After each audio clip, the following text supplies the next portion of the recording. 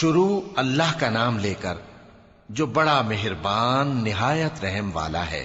ان فرشتوں کی قسم جو ڈوب کر کافروں کی جان کھینچ لیتے ہیں، اور ان کی جو مومنوں کی جان آسانی سے نکالتے ہیں، اور ان کی جو تیرتے ہوئے جاتے ہیں پھر لپک کر آگے بڑھتے ہیں، پھر دنیا کے کاموں کا انتظام کرتے ہیں کہ وہ دن آ کر رہے گا جس دن وہ زلزلہ آئے گا، پھر اس کے پیچھے اور زلزلہ آئے گا۔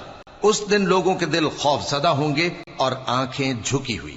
کافر کہتے ہیں کیا ہم الٹے پاؤں پھر لوٹیں گے؟ بھلا جب ہم کھوکھلی ہڈیاں ہو جائیں گے تو پھر زندہ کیے جائیں گے؟ کہتے ہیں کہ یہ لوٹنا تو سراسر نقصان کا لوٹنا ہوگا۔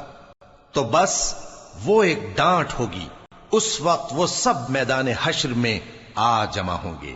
بھلا تم کو موسیٰ کی حکایت پہنچی ہے جب ان کے پروردگار نے ان کو پاک میدان یعنی طوٰ میں پکارا اور حکم دیا کہ فرعون کے پاس جاؤ کہ وہ سرکش ہو رہا ہے، پھر اس سے کہو کہ کیا تو چاہتا ہے کہ پاک ہو جائے اور میں تجھے تیرے پروردگار کا رستہ بتاؤں تاکہ تجھ کو خوف پیدا ہو؟ غرض انہوں نے اس کو بہت بڑی نشانی دکھائی مگر اس نے جھٹلایا اور نہ مانا۔ پھر لوٹ گیا اور تدبیریں کرنے لگا، سو اس نے لوگوں کو اکٹھا کیا، پھر بلند آواز سے بولا، سو کہنے لگا کہ تمہارا سب سے بڑا مالک میں ہوں۔ تو اللہ نے اس کو دنیا اور آخرت دونوں کے عذاب میں پکڑ لیا۔ جو شخص اللہ سے ڈر رکھتا ہے اس کے لیے اس قصے میں عبرت ہے۔ بھلا تمہارا بنانا مشکل ہے یا آسمان کا؟ اللہ نے اس کو بنایا، اس کی چھت کو اونچا کیا، پھر اسے برابر کر دیا، اور اسی نے رات تاریک بنائی اور دن کو دھوپ نکالی، اور اس کے بعد زمین کو پھیلا دیا۔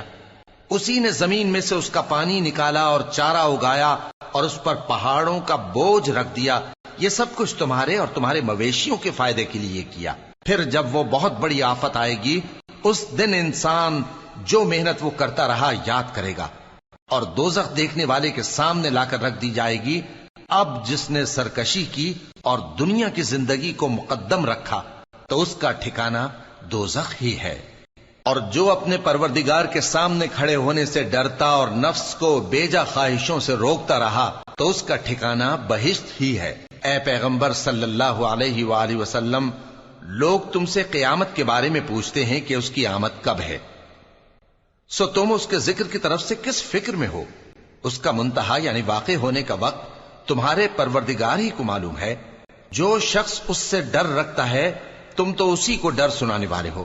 جب وہ اس کو دیکھیں گے تو ایسا خیال کریں گے کہ گویا دنیا میں صرف ایک شام یا ایک صبح رہے۔